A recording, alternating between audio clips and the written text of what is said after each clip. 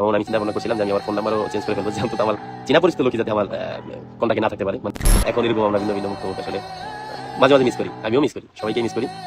তো আমি সম্পূর্ণ চিনি নাই, কিছু কিছু চিনতেছি, ভালো লাগতেছে আসলে।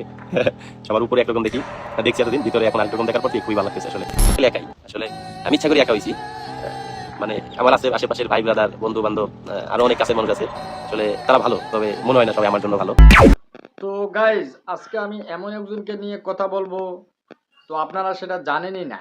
ব্রাদার্স টিমকে নিয়ে আবির ভাই গোপন তথ্য ফাঁস করলেন, চলেন ভিডিওটা দেখা যাক। জায়গায় টিম ছিলাম, ওটা টিম মনে করতাম না আসলে, মনে করতাম আমি নিজেই সবকিছু, বা সবই আমারই ভাই ব্রাদার, সবকিছু নিজের মনে করে আপন মনে করে কাজ। তো হ্যাঁ গাইজ, তো তাদের এই ব্যাড ব্রাদার্স টিমের মধ্যে কি হয়েছিল, আবার আবির ভাই সে ব্যাড ব্রাদার্স টিম ছেড়ে দেওয়ার পর সে ভাই ব্রাদার্স যে টিম ছিল সেগুলোও ছেড়ে দিল, তার কারণটা কি? তো গাইজ সেটা কিন্তু লাইভে আবির ভাই বলতেছে, তো সেটা একটু আপনাদেরকে পরে ক্লিয়ার করতেছি। তার আগে কিন্তু বর্তমান টিকটকে ঢুকলে তার আগে সবার একটা জিনিস কি দেখা যায়, ফাইনালি অপেক্ষার পালা শেষ হবে, অমর ভাই ও আবির ভাইরা সবকিছু ভুলে আবার এক হবে। দেখো তারা কি আসলে কি এক হবে? ওমর অন ফায়ার এবং আবির ভাই তাদের ব্যাড ব্রাদার্স টিমের অডিয়েন্স গুলো তারা এগুলো কি গু ছড়াচ্ছে, আই মিন ফালতু কন্টেন্ট এগুলো দিচ্ছে টিকটকের ভিতরে এসে। তো গাইজ, এই যে ব্যাড ব্রাদার্স টিমের যে টিম মেম্বার যে ওমর অন ফায়ার এবং আবির ভাই, তো কার কারণে যে ব্যাড ব্রাদার্স টিমটি গোপন তত্ত্বে ফাঁস হয়েছে এবং কার জন্য ভেঙে গেছে সেটা কিন্তু আপনাদেরকে আজকে দেখতে হবে। তো চলেন দেখা যাক। ঠিক আছে।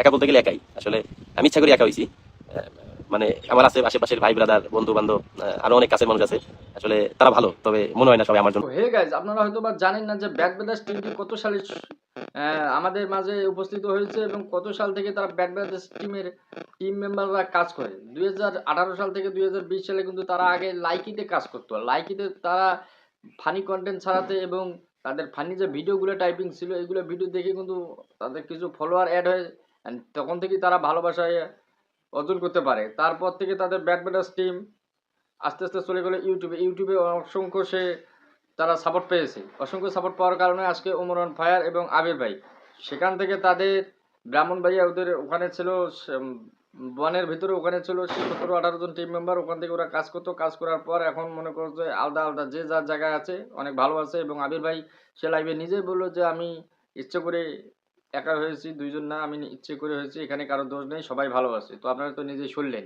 ও আচ্ছা।